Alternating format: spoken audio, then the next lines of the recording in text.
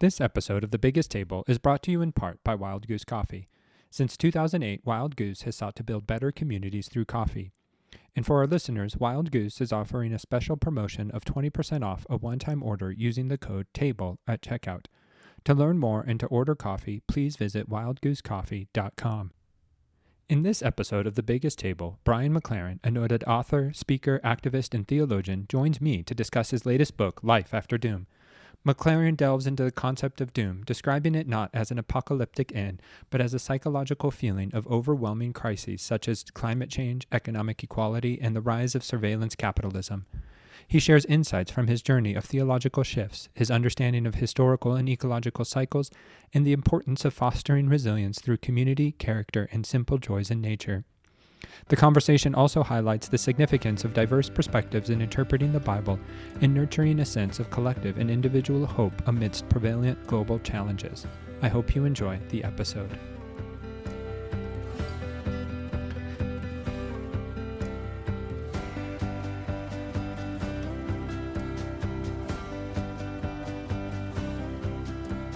Hello, and welcome to another episode of The Biggest Table. I'm your host, Andrew Camp, and in this podcast, we explore the table, food, eating, and hospitality as an arena for experiencing God's love and our love for one another. And today, I'm joined by Brian McLaren. Brian is an author, speaker, activist, and public theologian. A former college English teacher and pastor, he is a passionate advocate for a new kind of Christianity, just, generous, and working with people of all faiths for the common good. He is Dean of Faculty for the Center for Action and Contemplation and a podcaster with Learning How to See. He is also the co-host of Southern Lights.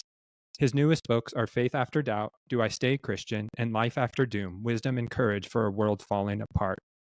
His co-authored children's book, Corey and the Seventh Story, was released in 2023, and the first book of his new science fiction trilogy, The Last Voyage, will be published this summer in 2025.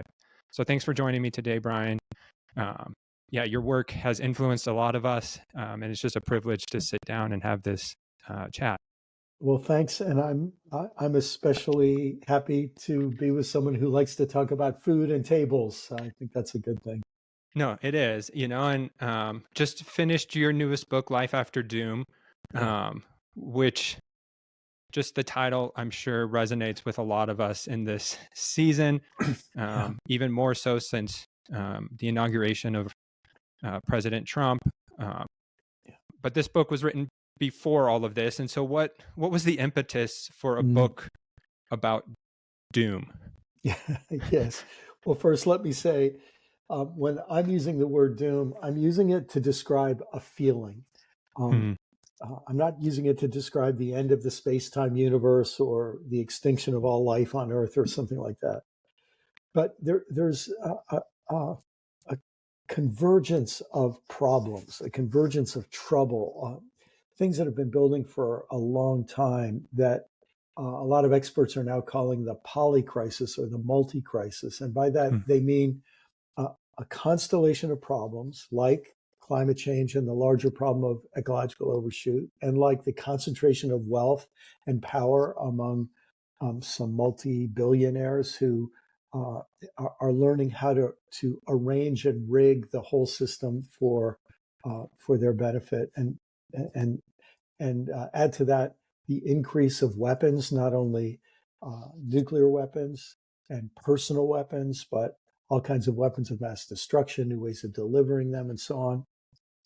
The spread of it, what many are calling surveillance capitalism, when those same billionaires have access to data about us that we freely give up, and some data that we don't even know they're getting about us. You put all of that together, and when you have the feeling that our problems have grown bigger than our solutions, that's when this psychological feeling that I'm calling doom sneaks in. And maybe the only other thing I'll say about it, Andrew, is that I'll be 69 years old this year. And I realized that for my whole life, I lived with a sense that things were generally getting better. Yeah. And when this feeling creeps up your spine and says, no, our problems have gotten bigger than our solutions, it's psychologically disruptive for so many of us. So that's what I mean. I'm not Hmm. just talking about the problems, but the feeling that we get when we start seeing these problems. No, and what I love about you, as you mentioned, like you're turning 69 this year, and having been born and raised and pastored in the evangelical church, I've been fortunate and cursed maybe to work with, people of your age, and a Yeah, lot of them still seem naive to this yeah, general feeling that I think millennials, Gen Z, we carry with us just because of we've never seen American exceptionalism. yes, We weren't yes, through the Cold War. yes, My world has been just plumaged with school shootings, yes, 9/11, like yes. everything. And so, like, what was the wake up call for you? How, as you have pastored, taught, been around Christianity Yeah. for so long, how did you stay nimble enough to come to see something that's worth talking about and not stay set in your ways? Yeah. Well, my goodness, that's a good question, Andrew. I think it's happened in many, many stages, but I suppose the first one was this. Um, as a pastor, I started feeling that the theological constructs that I inherited did not really fit reality. And it was very scary. I didn't know Mm. anyone who I could safely express some of those questions and doubts to. But when the language of a shift from the modern world to a postmodern world came up for me, it actually came in my professional life. I was a college English teacher. When I was in graduate school, that's when I first encountered the word postmodern. Mm. And it was used kind of in a very intellectual sense, really growing out of literary criticism. But the main idea of postmodernity grew for me to be the critique of modernity that arose after the Holocaust. Hmm. And in Europe, after the horrors of World War II, European intellectuals started saying, this modern world that we thought delivered nothing but progress, it's delivered a Holocaust here, and it's Hmm. delivered two world wars here. Something isn't right. And then that became this kind of spillover. Then women started saying, yeah, and men have been in charge. And that hasn't been so great for us. And with the civil rights movement in the United States and the anti-apartheid movement in Africa and the anti-colonial movements across Africa and Latin America, people of color started saying, yeah, and white folks have been in charge. That hasn't been so great. And the environmental movement, and it Yeah. just felt like this cascade that at every new wave of that cascade, white men like me had to make a choice. Do we Hmm. defend the status quo or do we listen? And so, some men have dug in their heels wave after wave after wave. I could not do that in good conscience. So, yeah, it started falling apart for me pretty quickly in the 80s and 90s, Right. 70s, really into the 80s and 90s. And so, as you know, I'm going to guess most of my listeners have waking up to this reality that and carry this sort of existential doom and angst within us. Like, as we Mm, wake up to reality, how do we do it in ways that aren't detrimental to our health? Like, how do we yeah, care for ourselves in this season where you know, sometimes we wake up wondering if nuclear bombs have been set off? Like, yes, um, how, how do we wake up to reality without destroying ourselves? yeah, my goodness. That only a person who understands the gravity of what we're facing would ask the question that way. But anyone who understands it would say yes. That's the question. Um, and the first thing I'd say is we have to find at least one other person to talk to about it. Hmm. Sociologists have a term, plausibility structure, that when let's say we're in a situation where a whole lot of people are in denial and they're fabricating a whole kind of like the Truman Show movie, they're fabricating a dome of lies and half truths to protect a certain way of seeing and making money for people. Um, if you don't have a single person you can talk to, well, it's possible to survive, but it's very, very hard. Right. As soon as we get one or two or three friends with whom we can break out of our denial and find it safe to say what we really think, once that happens, I think survival becomes possible. It's interesting for me as a Christian, that that phrase in Jesus' teaching, wherever two or three of you gather in my name. One way to understand that phrase, in my name, means playing me. Like we'd say, the Hunger Games was, uh, uh, uh, I'm forgetting the name of the great actress in the Hunger Games. Jennifer Lawrence. Jennifer Lawrence, yeah. The Hunger Games was Jennifer Lawrence in the name of Katniss Everdeen. She was playing Katniss Everdeen. And I think Jesus is saying, look, if you want to play me, if you want to play my role in the world, it's really going to help to have two or three other people with you to help. And that, I think, is a starting place. From there, I would say none of us have the big picture in all of its details, but trying to get some bigger sense of what's going on helps. That's what I tried to do in this book, Life After Doom. I tried to have people get the best and most accessible sense I could offer of our current situation. And then I think the third thing that could really help, along with many others, would be getting a longer time span to think about history. And that's something else that I try to help people develop. We could talk more about that if you'd like. Yeah, no, I'm curious what that longer time span is, because I think you listen to any hot takes and it's, the urgency of the moment, or, we just got done with the Super Bowl. And so, Patrick Mahomes is the best ever. No, he's not. Now Jalen Hurts, like we're prone to the latest news is the only news, and without a broad swath of history. And so what do you mean by having a bigger view of history? Yes. So let me, you imagine you look through a telephoto lens, and if you have it extended, you see far things, distant things, but a very small aperture, right? Right. Very small frame of reference. Let's imagine zooming back to two dimensions. First, let's imagine zooming back to just the history of our nation. And so if we were to say this nation over the last 400 plus years involved a group of people escaping difficult conditions in Europe and seizing certain kinds of economic and personal opportunities in North America.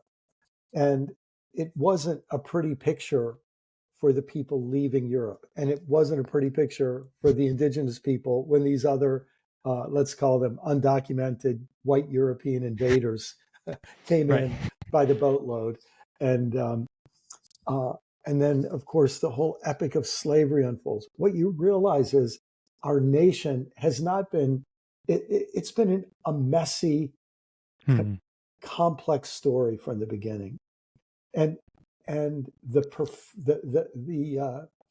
beautiful society that we developed had a dark side and an ugly side.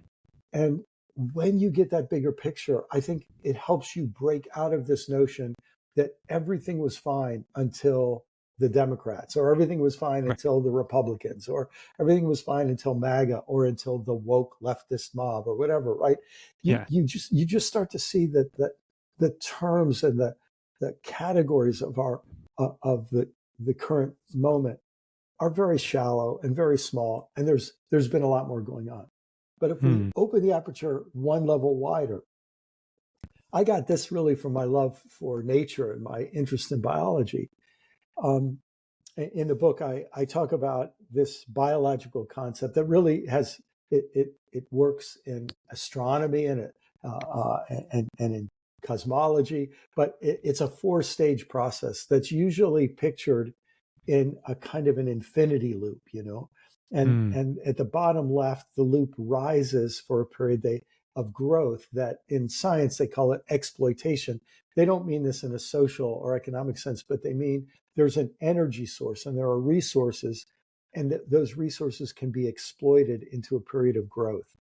And then that growth period holds on as long as it can, but eventually the conditions change. They use up all that resource, or Right. something changes the availability of that resource. And then that growth phase that becomes a conservation phase then begins to fall apart, and it becomes a release phase or a collapse phase. And then that leads to a reorganization phase, when the energy of the whole system that has collapsed now becomes a new energy source for something new.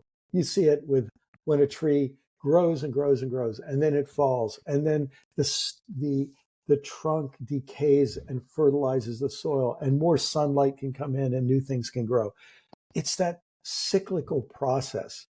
And when you realize that happens in individual lives, it happens in cultures, it happens in civilizations, it happens in species, it happens in planets, it happens in epochs. It happens on many levels. And when we open the aperture to that big, what it does is it takes our situation and says, of course, we're part of larger processes like this. And that's good for us, I think. No, it is good to remember that there are cycles. But there, like you said, there are some people that, dig in their heels, and that Yes. you talk about this death anxiety that leads to a collective neuroticism, Yes. which I think can be on both sides, right? Yes. Whether you're Yes. critiquing or you're trying to uphold the, structure, Yes.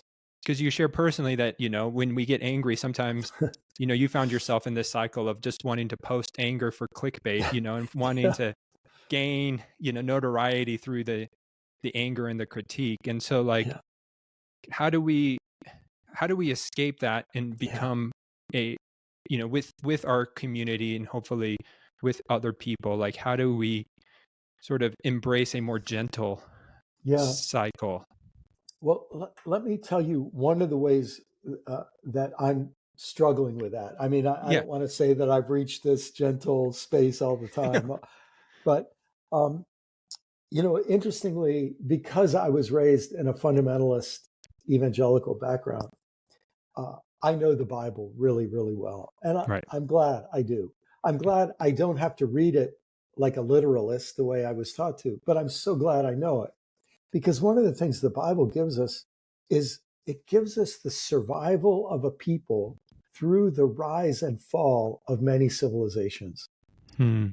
And so, we have the Jewish people emerging um, against all of these warlords, what we might call feudal lords of the ancient Middle East. And then there are these big civilizations, the Egyptian Empire, the Assyrian, the Babylonian, the Philistines, all of these different groups that come and go, rise and fall. And even among the Jewish people, we see them living in very different stages. We see in the very early times, of course, in the book of Genesis, we see hunter gatherers, and then we see agriculturalists, and then pastoralists, and then we see people living in primitive cities, and then larger cities. So we see people surviving through many different arrangements. Hmm.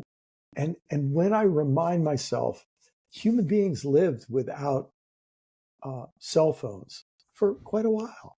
Yeah. And people lived without electricity, and people lived without democracy, and people lived without, uh, a court system. And people had some of those things and then had them taken away, and they survived.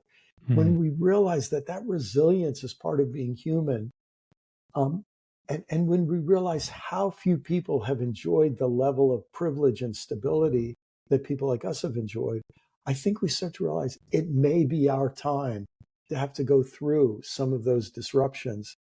And and I think that helps us to give ourselves permission to live in a time that's not the time that we were told was normal. Right. Yeah.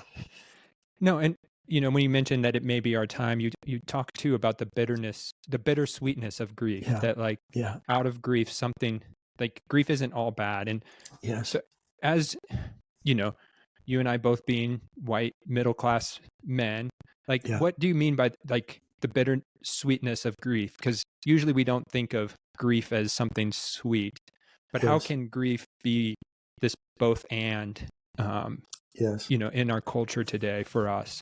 Let me use a personal example, and then I'll use a public and current events example. Yeah. So I tell the story in the book of, both of my parents died with complications of dementia. Mm. And and I I remember with my mother, her dementia, she was so sweet. She was always a sweet person. She became even sweeter, but she just remembered less and less. And I remember there was a time my brother came to visit, and we were with my mother. We read her a book that she had read. She told us she liked this book that she read back in the 1930s, and we found a copy of the book. Wow. And we sat by her bed and read it aloud to her. And it was this very sweet moment. And I don't think she remembered the book. We both knew she had talked about it was her favorite book as a child. And we had this feeling like we held her memory more than her brain held it anymore. And it was so sad to see her go, but it was also so sweet and so precious that we could surround her bed and hold her memories with her and hold who she was with her. There's so many things like this on a very personal level. I appreciated my mother more in the process of losing her. I quote a character, a synthezoid character from a TV series in the book, who says, what is grief but love persisting? I just think that's a beautiful idea. It's love lasting longer than the thing that was loved is with us. Now, here's a contemporary example. You and I are having this conversation. People will be listening. When they're listening, so many other things have happened. They may have forgotten about this, but we're having this conversation right after USAID while USAID, a government agency, is in the process of being destroyed and dismantled, and lies being spread about it, and horrible things being done by people who either are so reckless or so dishonest or both that it's tragic. It's like a crime, right? It's like a crime scene that's happening. I was a pastor in Washington, D.C. I had many people in my congregation who worked for USAID. A lot of people in the Christian community don't know that World Vision and Lutheran World Services, many Christian organizations, work closely hand in hand with USAID to do good around the world. So I have some sense, and I've traveled in somewhere nearly 40 countries, and I've seen USAID at work among people in need. A lot of people don't know that it was USAID, through the work of George W. Bush, that spread ARVs, treatment for HIV/AIDS around the world, and so many lives have been saved. So much good has been done. And so, in the last few days, as I've been reading about the ridiculous, idiotic, pathetic, disgusting destruction of this agency for petty, dishonest reasons, I'm appreciating the good they've done, and I'm mourning the loss of it now. Right? That's the bittersweetness. And here's the interesting thing: if I just get angry about the wrong that's being done, I am angry. I should be angry. We all should be angry. But if I'm only angry and I don't stop to appreciate the thing that's being lost, here's the thing: then I'm only left with anger. But when I appreciate that people around the world develop programs to help their neighbors in tough situations, the more I appreciate that as it's being wantonly, recklessly destroyed, I start to think, that's what I'm going to have to do in my neighborhood. That's going to, we're going to have to find ways to keep that alive. That's part of the bittersweet power of grief. Right. Yeah. Because you had this great quote that, like, during times of doom, people become what they never before imagined. Yeah. And there is for that. For better and for worse. Yeah. For better and for, right. It goes both ways again. Yeah. Like, we can choose the anger, we can choose the death cycle, or we can choose a more beautiful way. We can tell them about a dream Yes. You Yes. referenced Martin Luther King's speech, and so like as we think about then living in this space, like one, how can we read the Bible in new, fresh ways, and who are the Mm, voices we need to listen to, and mm, then how do we then take this into our neighborhood, and with people, mm. in life-giving ways. And so I want to start with the Bible because you do bring out this beautiful place of where we can read the Bible as an anti-empire story, Yeah. and then also listening to different voices, from Yes. indigenous to African American to Latino, Yes. and so like how do we read the Bible with fresh eyes? Yeah. Well, Andrew, thanks for asking about that. Um, as I said, with my background, I was taught the Bible. Right. Um, but what I was also taught was a set of assumptions about the Bible and very strict ways of interpreting the Bible. A lot of Mm-hmm. energy went into teaching me how to interpret the Bible the right way.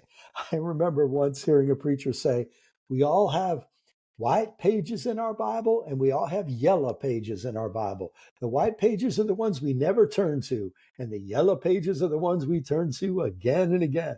And I was taught to read through the Bible, and there were certain verses. There was something called the Roman Road. We would Yeah. extract verses in the book of Romans, or there was a set of verses I memorized. I remember once, I was a preacher by this time, and I was preaching a verse in Isaiah that I had memorized as a kid. I never read the chapter or two before and the chapter or two after. Hmm. And when I read the chapters before and after, they were all about social justice. They were about Yeah. caring for widows and orphans. They were all about religious hypocrisy and how God preferred that we care for the poor than have big, elaborate worship experiences, right? Yeah. So, what I think has happened for more and more of us is we weren't able to distinguish the Bible as a set of texts from the interpretive grid through which we interpreted the Bible. And for that reason, many people just get sick of the Bible. Every time they Yeah. open it, it just turns their stomach because they remember the ways it was used to hold down women or to justify white supremacy or to blame the poor for their poverty and so on. And so uh, what I recommend we do is start by saying, I don't, even if I've heard millions of sermons about the Bible, if all those sermons were preached by privileged white male uh, people from a Western background, um, and if they were taught by seminary Yeah. professors who had that perspective generations back, I ought to be suspicious that I'm only getting one angle on the Bible. Hmm. Yeah. And so that would be a first step. Next step would be to start listening to some other voices who read the Bible. And I'll just give one quick example of this. Years ago, I finally had the blessing in my life of having some friends who were rabbis. Hmm. And I remember one of my rabbi friends said to me, yeah, we Jews, we just shake our heads when we hear you Christians read the Bible. And I said, well, tell me more about that. And she said, you have this thing called the fall.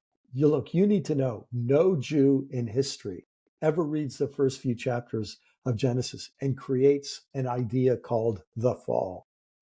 And I said, well, how do you read the Bible? And when she talked about the Jewish way of reading the Bible, I just realized everything that I read in the Bible is framed by a reading of the first three chapters that changes everything that follows. And Right. so it opens our possibilities and we see new things. No, for sure. And I remember I was recording a podcast, I think it was the week after the election, and it was with David Swanson, who's a multi-ethnic pastor in Chicago and has written some great books on racism and environmental justice. And I asked him how his congregation was doing. And it's like 33% African American, 33% Latinx, so multi-ethnic. And Yes. he's like, they were leaning into worship, and part of them were like, we've been here before. Like, we Yeah. know this story. Yeah. And so I think sometimes surrounding ourselves with people who have experienced Yeah. the worst society has Yeah. can help us develop that resilience. And I was like, oh, that's a beautiful picture, because when I'm stuck in my just white evangelical subclass or white subclass of Flagstaff, like Yeah. I can't remember that other people have traveled this road before me and can Oh, so offer as important. guides. So important. So it's interesting. I mentioned rabbis, and then you mentioned African American pastor. If you were to ask 100 rabbis, what is the most pivotal text, story in the Bible? They would say the Exodus, the story of the Exodus. Um, in a Jewish reading of the Bible, the story of the Exodus is about God hearing the cries of the poor, hearing the Right. cries of the enslaved and oppressed. And God is willing to turn upside down the pyramidal economies and power hierarchies of Egypt Yeah. in order to free the people at the bottom. Hmm. Interestingly, African Americans, for many generations, those who weren't trained by white, controlled institutions, they were taught to read the Bible through the lens of Exodus too. The Right. good news for them begins with the good news that God liberated slaves. Now, here's what's interesting about that. When you look at the word salvation, as most evangelicals, for example, would read it, they define it in terms of problems like original sin, total depravity, and so on. But the word salvation takes its meaning in the Bible from the story of the Exodus. Hmm. Salvation primarily means liberation. So Right. if a young or older white person wants to get a fresh take on the Bible, try reading James Cone, Cone, Yep. African American preacher who reads the Bible through that lens. Or try reading, oh my goodness, Dr. Wilda Gaffney, Gaffney. Hmm. She has incredible Bible commentaries written from a fresh perspective. When she teaches the Bible, I notice things that are there that have been there all along. She's not reading into the text. She's actually pointing out obvious things that I had been trained intentionally and by accident to miss. And Hmm. so, yeah, so much becomes accessible to us. No, I love that, like, of just seeing, that the pivotal text in scripture is liberation, that God hearing the cries of the oppressed. And I've always found it intriguing, and why we don't focus on it more, of just the fact that the time between the last prophet and Jesus's coming is similar to the time that the Israelites were in slavery, and this time of oppression, and God appearing right when humanity needs to be free from oppressive systems. And this is a very relevant to what we were talking about a little earlier, Andrew, because we, what if someone could time travel from the future and say, hey, look, Andrew and Brian and all of the people listening to this podcast, you're entering a difficult time. The human species is going to struggle for the next 400 or 500 years. You're going to have a series of billionaire oppressors Right. who make sure that you play to their tune, and they're going to corrupt religion and politics and Mm. everything else to work by their tune. A liberation will come, but it's going to take 400 years. Now, if we were told that, we would then have to adjust our understanding of what we're about. Right. And there's a good chance in that process we would have a lot more in common with people in biblical times who had to adjust their understanding of what was going on in the world. No, and so then as we think about wherever we're headed, and you outlined 4 scenarios at the beginning of the book that, are worth unpacking at a later date. Yeah, But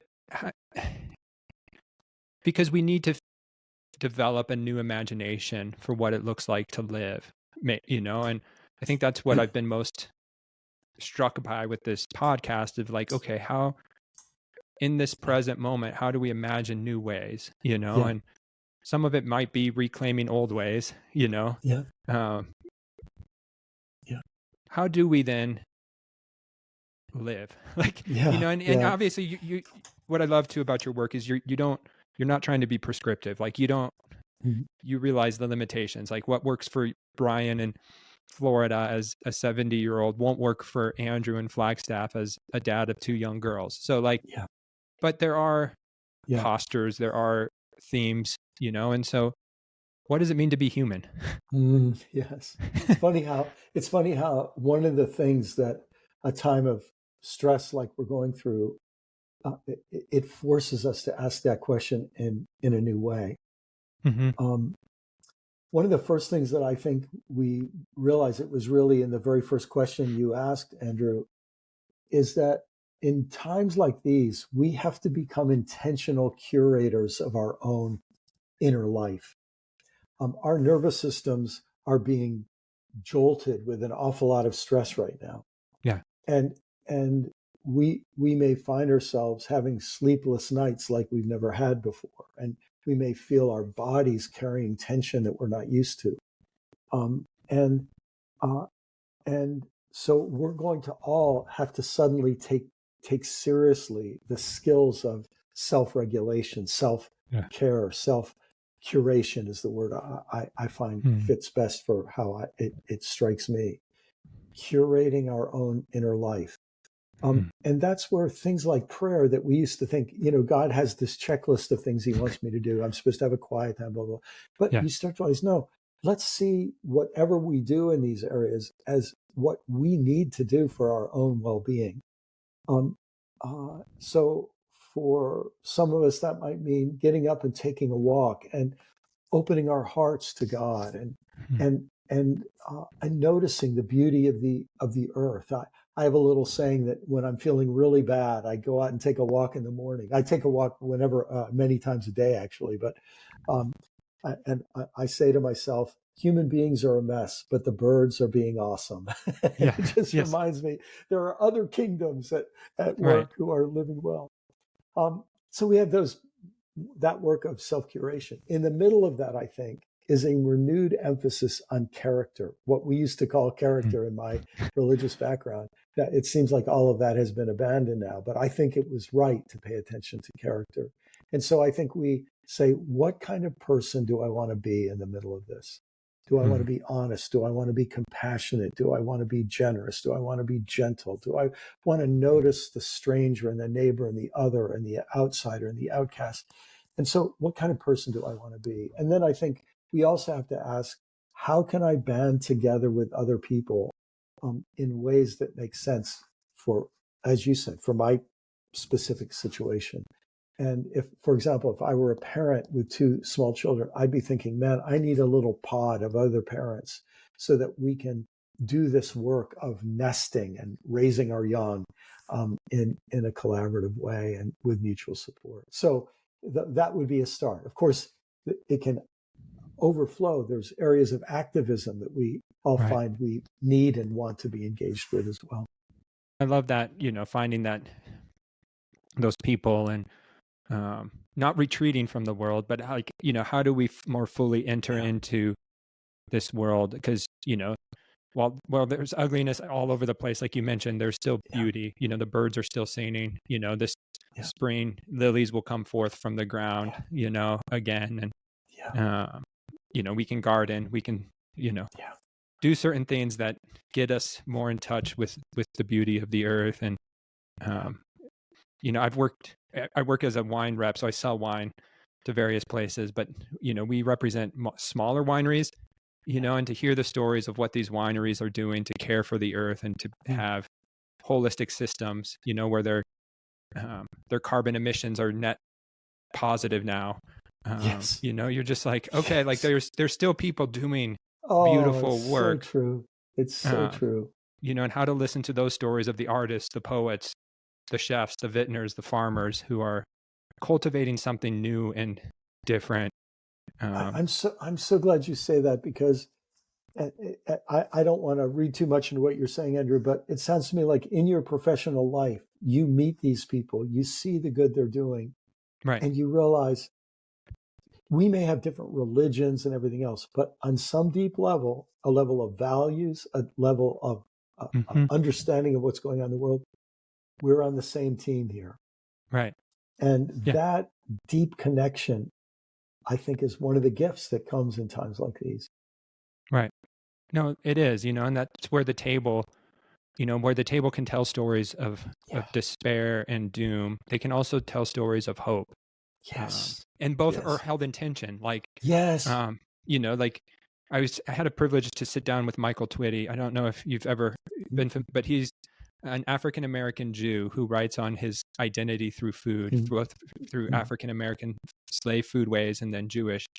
And he Wow. talks that like African Americans and Jews are the only people who are forced to eat bitter things so that they, in the midst of bitterness, they remember God's goodness. Oh my. Uh, Oh my. it's yeah, it's one of those instances where you're like, oh, that's Oh worth my. Oh my. sitting with. Um, Isn't it interesting too? I'm thinking of the name of this podcast. Isn't it interesting that at the end of Jesus' life, he doesn't say, "Hey, let's go start a church. Let's go build a church building." He says, "Let's get together around a table." right. And and wouldn't it be interesting if moving forward, what becomes far more important than big institutions and so on of the past is the practices we learn to bring to Mm-hmm. the table, Yeah. genuinely appreciating our food, genuinely feeling with every mouthful our, our connection with the people who worked to prepare it and grow it, and then thinking, and not only that, but this mouthful depends on bees, on pollinators Yeah. who flew from flower to flower, and this is connected to the quality of soil and the Mm-hmm. beauty of sunlight. And suddenly something very spiritual happens to us with every with every meal.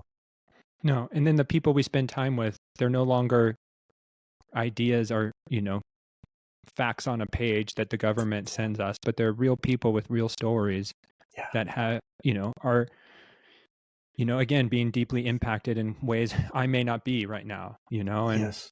like my Yes. wife's a therapist, and she's fluent in Spanish, so she has some Spanish speaking clients, and to hear what Yeah. their inner tension and the fear that they're experiencing, and that they're having to make arrangements like, hey, if I get deported, like here's what I need you to do with my kids. Like Yeah.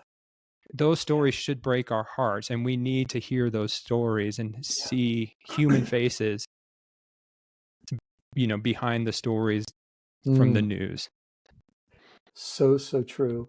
And sometimes what a gift it is when that happens over a meal, and sometimes it happens standing at the mailbox, and Yeah. sometimes it happens on a Zoom call or whatever. But Right. wherever it happens, the desire to not only you could think of it not only as welcoming the nourishment that comes from the food at the table, but the kind of nourishment that comes from genuine listening to another human being's story, Mm-hmm. of their joys and of their terror. Yeah. No, if that space, I always come back to Nouwen's definition of hospitality, of it's creating that free space where the other can be who they truly are. Mm. And so it's in the midst of doom, we need that space. Yeah. We need that space where we can just exhale, Yeah. feel our shoulders, whether that's a walk in the woods or whether it's around a table with a glass of wine. We need that space. So true. Where are you finding that space in this present moment? Like, what does that look like for Brian in this moment? Yes. Well, one of the blessings of my life is that has become, one of the most important parts of my life. And so let me answer that maybe in three different ways because it's so important to me. I just outside my window, you can see the light coming in the window here. Is my yard, and I have 14 mango trees in my yard, and we're in the mango blooming season. So my wife gets a kick out of this. I'll go out, and I'm just amazed from when I go out at breakfast time to when I go out before I have lunch to when I go out before I have dinner and check on the blooms. The blooms change and the buds change from hour to hour. And to watch this tree being in the season to bloom, and then the panicles or the blooms come out, and then I see the pollinators, and sometimes I go out at night with a flashlight to enjoy watching the pollinators who are on the night shift of pollination. And so, and then we have a giant iguana who lives on our roof. They're an invasive species here in Florida, but he's lived, I think, for about 5 years, and he lets us live in the house still, which is nice. But That's nice. so we'll exchange a glance, and I've become a benign part of his life now. So, um, and just the chance to step outdoors and feel the life that over 15 years of living here, I've planted every tree, because when I moved here, Mm. this is a flat lot with nothing but lawn. And a lot of it is things that grow and that I can eat. Mm. And so, and then in addition to that, on Saturday, I loaded up my kayak on the back of my car and went out into the Everglades. I live near the 10,000 Islands, and paddled way out in the wilderness, and just got to be there and feel where I'm out of the sound of traffic, Yeah. and sharing space with beautiful, amazing, inspiring creatures. Um, and then I'm also, one of my passions is trout fishing, and trout live in incredibly beautiful places. So Yeah. when I can fly fish, I'm looking forward to a trip with my son this summer, Mm. where we're going to be in a special place, savoring that together. So those are sort of rhythms of my life that are not that are deeply connected to that self curation and to my Yeah. spirituality. Yeah. No, I love that. And I hope you as listeners, like in the midst of however you're feeling in the season, like don't retreat from those feelings, but don't Mm, also stop taking care of yourself. yes. Find those activities like Brian just mentioned that are life-giving for you, to find the beauty wherever you are located. Because while there is a lot of ugliness in the world, the beauty still abounds. Oh, Uh, yes.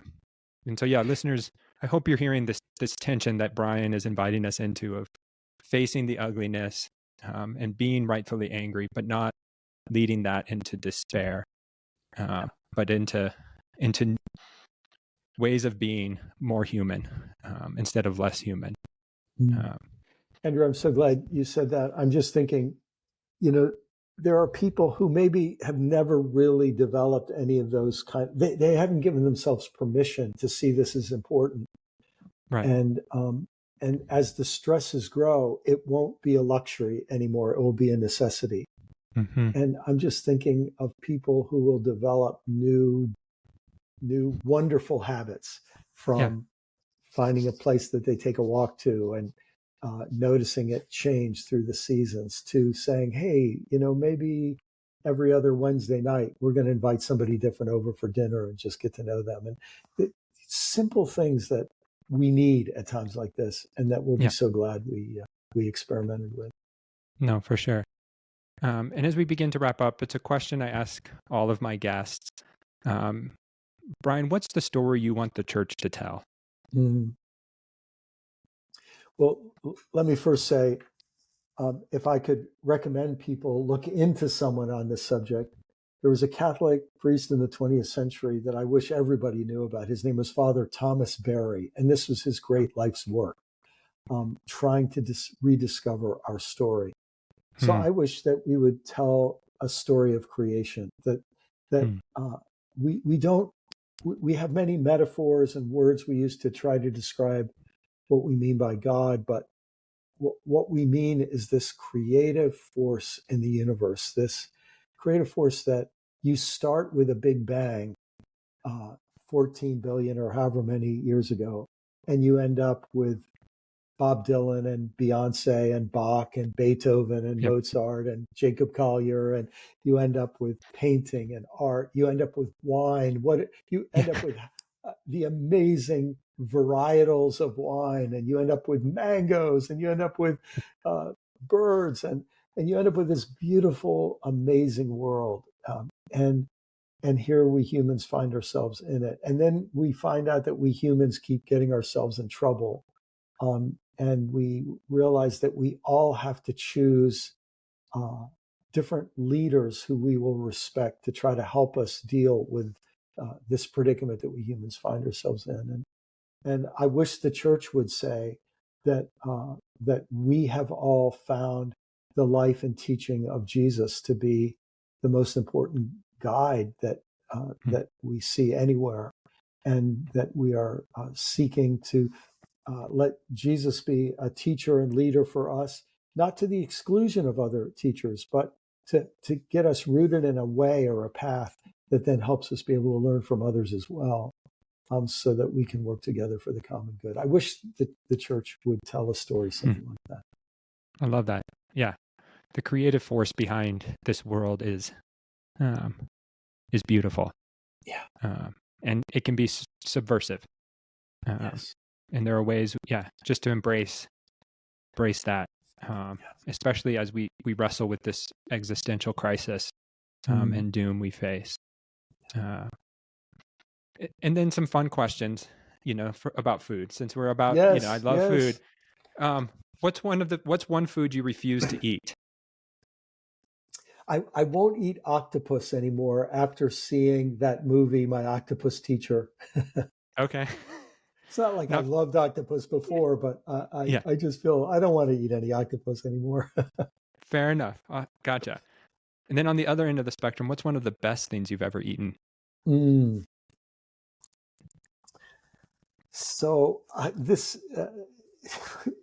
is the first thing that comes to mind. Of course, I love coffee, but I remember one day I was visiting a friend of mine took me to stop by and see his mother, and she had some Kenyan roast coffee beans that she lovingly ground, and then filtered. And I remember drinking that cup of coffee thinking, I have never had a cup of coffee this good before in my life. And I just remember the feeling like, how many other things have I never really noticed how good they could be? So that's the one that comes to mind. I love that story. What a beautiful story. And then finally, there's a conversation among chefs about last meals, as in, if you only had one last meal to enjoy, what would be on your table? And so if Brian knew he only had one last meal, what might be on your table? Today, it would be a margarita pizza with some really good tomato and some really good basil, a whole lot of basil. Yeah. And that's what it would be. Awesome. I love it. So Brian, this has been just a joy. I love your heart, your gentleness. Thank you for taking this time to be on my podcast. If people want to learn more about your work, where can they find you? Well, I have a website, brianmclaren.net, and there's a link to social media and blogs and books and podcasts and everything else there. Awesome. Perfect. Yeah. And if you are looking for a book of just how to be present in this time and to wrestle with this moment, do buy Life After Doom. It's not an easy read, but it's a read I think we need to grapple with. And so do pick up the book wherever you get your books. And if you've enjoyed this episode, please consider subscribing, leaving a review, or sharing it with others. Thanks for joining us on this episode of The Biggest Table, where we explore what it means to be transformed by God's love around the table and through food. Until next time, bye.